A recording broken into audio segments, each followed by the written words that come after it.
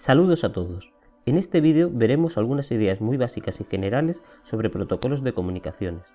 Si bien esta materia no forma parte de la asignatura Monitorización de Sistemas Fotovoltaicos, para entender de qué estamos hablando es conveniente tener claro una serie de conceptos generales sobre protocolos, arquitecturas cliente-servidor y lo que se conoce en general como torre de protocolos. Imaginad que tengo una entidad A y una entidad B y que se quiere establecer una comunicación entre A y B, o sea, quiero transmitir información desde A hacia B. Digamos que A le hace una petición a B y como respuesta B enviará un paquete de respuesta hacia A. De forma que se establece un diálogo entre ambas entidades, entre A y B. Al igual que los humanos tenemos que usar un mismo idioma o lenguaje para entendernos, las computadoras, mejor dicho, los programas que se ejecutan en una computadora deben seguir un mismo conjunto de normas y reglas para que puedan establecer comunicación entre los mismos. Un protocolo no es ni más ni menos que un conjunto de reglas establecido que deben usar dos entidades que quieren comunicarse. En concreto, y en el ámbito de la ingeniería informática, los protocolos describen el formato de la información que se envía, o sea, los protocolos describen los paquetes o tramas de información que se intercambian los programas que quieren comunicarse. Se describen los distintos campos que componen cada paquete de información. Con esto me refiero a si el primer campo de la trama es un número entero, o un número en coma flotante, o una cadena de caracteres, etc. Y todo este tipo de cosas son las que se describen en lo que es un protocolo de comunicaciones. Pero no solo eso, en el protocolo de comunicaciones también se debe especificar los distintos tipos de tramas que se pueden enviar y sobre todo, para cada tipo de trama, las distintas tramas de respuestas que pueden darse. Cosas como si A le envía a B una trama de tipo X, pues entonces B le debe responder a A con una trama de tipo Y o bien con una trama de tipo Z. Un ejemplo típico y muy conocido de protocolo de comunicaciones es HTTP, que son las siglas de Hypertext Transfer Protocol, que básicamente es el protocolo que nos permite ver páginas web usando un navegador como Internet Explorer. En principio, tenemos nuestra computadora, que es el cuadro rojo que aparece a la derecha de la pantalla. Y como parte de nuestra computadora, tenemos una pantalla donde queremos ver una página web en concreto.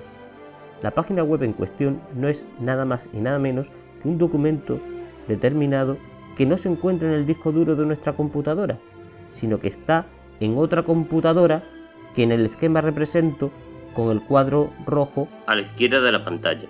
Y como podéis ver, en esa computadora hay un disco duro con el documento que queremos visualizar. Como desde nuestra computadora no tenemos acceso a los ficheros del disco duro de la otra computadora, para ver el contenido del fichero en cuestión usaremos un programa que se denomina cliente web. Como he dicho antes, el Internet Explorer de toda la vida, el Mozilla o el Google Chrome, el que queráis usar. Ese programa sí que está en vuestra computadora y como está en vuestra computadora no tiene acceso al fichero que queremos visualizar. El cliente web lo que hace en realidad es ponerse en comunicación con otro programa que sí está en la computadora que tiene el fichero y ese programa se llama servidor web. O sea, el servidor web es otro programa que se está ejecutando en la otra computadora, en la computadora que tiene el fichero que queremos visualizar. Existen muchos servidores web, pero el más extendido en el mercado es el Apache, que además de ser gratuito es de código abierto. Realmente lo que ocurre es que el cliente web le envía al servidor web una petición y como podéis ver en la figura, esa petición se envía a través de una trama que se envía de una determinada forma.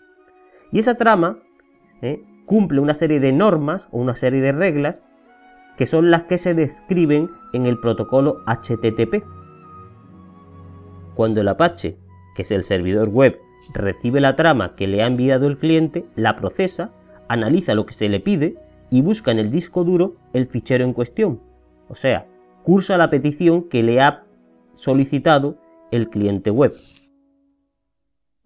Entonces, el servidor web envía al cliente web el fichero que ha rescatado del disco duro, para que el cliente web lo reciba y lo procese.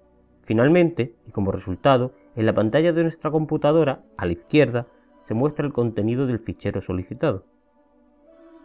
En concreto, el protocolo HTTP no es nada más y nada menos que la descripción de las tramas y los tipos de tramas que permiten la comunicación entre el cliente web y el servidor web. Es muy posible, pero no siempre se da el caso, de que en la misma máquina, en la misma computadora donde estaba ejecutándose el servidor web, se estén ejecutando otros programas que ofrecen otro tipo de servicios, como FTP, DNS, DHCP. O sea, que es posible que en la misma computadora donde se está ejecutando el servidor web haya ejecutándose otros programas servidores de otros protocolos. Es usual denominar también servidor a este tipo de computadoras que se emplean para ejecutar uno o varios programas de tipo servidor. Pero no debemos perdernos. En un principio, cuando hablamos de servidor, nos estamos refiriendo a un programa que ofrece un servicio a otros programas de tipo cliente.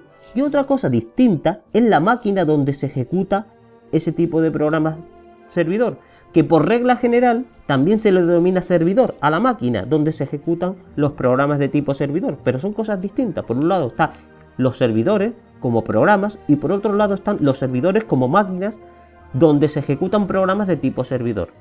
En general, en esta asignatura, cuando nos referimos a un servidor, nos estamos refiriendo al programa y no a la máquina que ejecuta un programa de tipo servidor. En realidad, existen protocolos de comunicaciones de distintos tipos, pero en concreto, el tipo de protocolo que hemos descrito aquí responde a lo que se conoce como arquitectura cliente-servidor.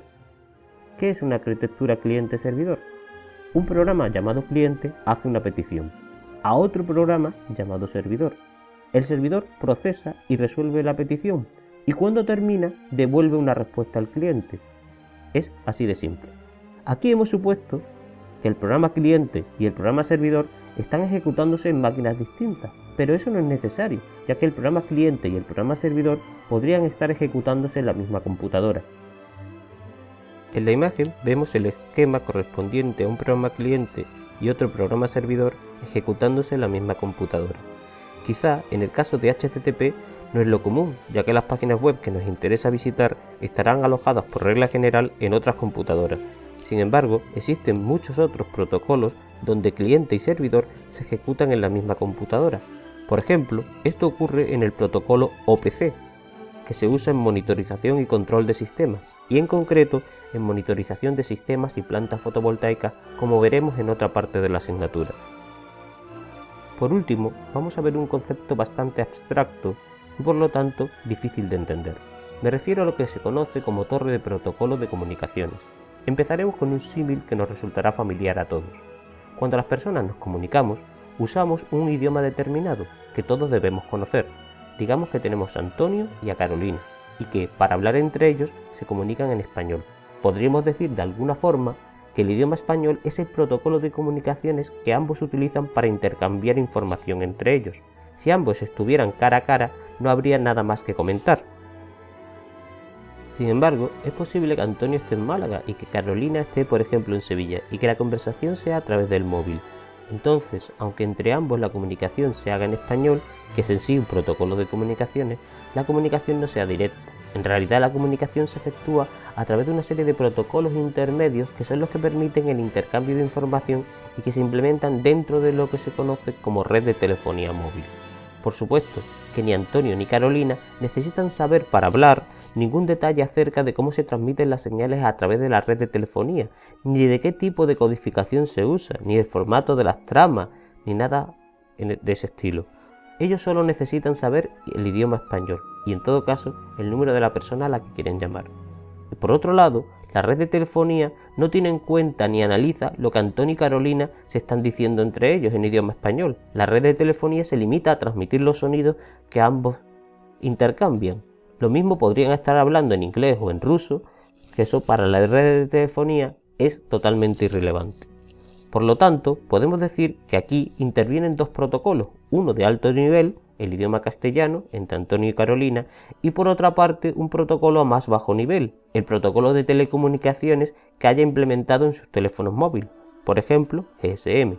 De alguna manera, aunque Antonio y Carolina mantengan una conversación en español, dicha comunicación se basa o está implementada sobre un sistema de telecomunicaciones que es un protocolo a más bajo nivel. Ahora volvamos a la arquitectura cliente-servidor. Realmente, la comunicación entre el programa cliente y el programa servidor no es directa, o sea, no es inmediata. Existen distintas formas y tecnologías para comunicar dos computadoras. Tenemos Wi-Fi, Ethernet, ADSL, y cada una de estas tecnologías están asociadas a protocolos distintos. Protocolos que son distintos físicamente, ya que envían las señales a través de medios físicos distintos. Y por lo tanto estamos hablando de que van a usar sistemas electrónicos distintos, con distintos niveles de tensión eléctrica, etc. Sin embargo, y a pesar de toda esta diversidad, la comunicación entre el cliente y el servidor se establece olvidándonos, o sea, abstrayéndonos de detalles y particularidades propias de cada medio físico. O sea, el protocolo HTTP, por ejemplo, que hemos hablado antes, que sirve para transmitir páginas web, no entiende ni tiene en cuenta absolutamente nada acerca del medio físico que se usa para transmitir la página web, ya sea el que sea, ADSL, Wi-Fi, Ethernet, eso le da igual, tan solo tiene en cuenta detalles relativos a lo que es la página web en sí y el contenido de la página web que se quiere transmitir. Lo que ocurre es que entre cliente y servidor web se establece una comunicación que llamamos comunicación al mismo nivel y que esa comunicación se basa en las reglas del protocolo HTTP. Pero en realidad la información no fluye directamente entre ambos, sino que transcurre efectivamente por otro camino. Aunque el programa cliente le envía una petición al programa servidor, en realidad no se la envía directamente, entre otras razones porque no sabe cómo hacerlo, ya que, como hemos dicho antes, el cliente web no sabe nada acerca de la red o del medio físico que usan ambas computadoras para conectarse. Entonces delega los detalles específicos de comunicaciones en otros programas, en otros servicios que sí están en la misma computadora y que sí saben cómo enviar información a la otra computadora. Normalmente el programa cliente le pasa la información que quiere transmitir a un proceso que implementa el protocolo que llamamos TCP/IP. TCP/IP, para el que no lo sepa, en realidad son dos protocolos, por un lado TCP y por el otro lado IP. Y que son dos protocolos, son los dos protocolos en los que se basa Internet y son los que nos permiten enviar información de una computadora a otra, aunque estén distanciadas miles de kilómetros y haya muchas computadoras intermedias entre ambas. Así que TCP/IP tiene sus propias reglas de comunicaciones, independientes de las que se han definido para HTTP, son dos protocolos distintos. En realidad, tanto en la computadora cliente como en la computadora servidor, los programas que permiten e implementan el protocolo TCP/IP se puede decir que están al mismo nivel, mientras que el protocolo HTTP está a un nivel superior. Esto quiere decir que para establecer una comunicación a nivel de HTTP será necesario utilizar o delegar en el protocolo TCP/IP. Realmente lo que ocurre es que la comunicación HTTP entre el cliente web y el servidor web se implementa usando o basándonos en una comunicación a más bajo nivel, donde ya tenemos en cuenta ciertos detalles relativos a las comunicaciones en sí, en concreto a la red que estamos usando, de forma que estos detalles no se tienen en cuenta o no es necesario tenerlos en cuenta cuando establecemos la comunicación a más alto nivel. Esto también significa que detalles relativos a lo que es el envío de páginas web, que son detalles de alto nivel, no le incumben al protocolo TCP/IP, que se encarga de enviar a la otra computadora el paquete o trama de datos que le entrega el cliente web, sin mirar y sin tener en cuenta el contenido que se le envía. Ahora bien, los detalles más específicos de cada medio físico, o sea, detalles relativos a si usamos Wi-Fi, ADSL o Ethernet, y las particularidades propias de cada uno de estos medios, no las tiene en cuenta TCP/IP. Para gestionar a más bajo nivel, los procesos de TCP/IP delegan en otros procesos, que se encargan de transmitir las tramas TCP/IP por cada medio físico en concreto. Aquí intervienen, por ejemplo, los drivers de la tarjeta de red o de la tarjeta Wi-Fi específica que tengamos instalada en nuestra computadora. Y es que finalmente es a través del medio físico cuando se produce la comunicación real entre los equipos. Solo cuando bajamos al protocolo de más bajo nivel es cuando hay comunicación efectiva. En resumen, en una torre de protocolos tenemos varios niveles, de forma que tenemos protocolos que operan a alto nivel, o también llamado nivel de aplicación, como por ejemplo HTTP. Estos protocolos son específicos para implementar cierta aplicación o servicio determinado y se diseñan en función de lo que se pretende conseguir, o sea, están orientados al objetivo de la comunicación en sí, aquello por lo que se ha establecido una comunicación. Sin embargo, otros protocolos operan a nivel intermedio. Nos referimos a los protocolos de red y de transporte, como por ejemplo TCP/IP. Estos se encargan de gestionar que los contenidos que proceden del nivel de aplicación lleguen a su destino correctamente y de forma ordenada, independientemente del número de nodos que haya, o sea, que estos protocolos de nivel de red se encargan de encauzar la información por una ruta de nodos intermedios. Y finalmente tenemos los protocolos de más bajo nivel, los que se conocen por regla general como protocolos de enlace y protocolos de nivel físico, que son los que se encargan de gestionar el medio real por el que viaja la información. Es donde realmente se da la transmisión de datos, codificada de la manera más eficiente para cada medio en concreto. Es donde se tienen en cuenta detalles relativos al tipo de señales, niveles de tensión, donde se especifican los tipos de conectores, tipo de cable, etc. Bueno, y con esto terminamos estas pinceladas a lo que protocolos de comunicaciones se refiere. Recuerdo que, aunque todo esto no entra dentro de lo que es la materia de la asignatura, tenerlo claro es fundamental para entender algunos conceptos que vamos a ver en el tema 1. Muchas gracias y hasta la próxima.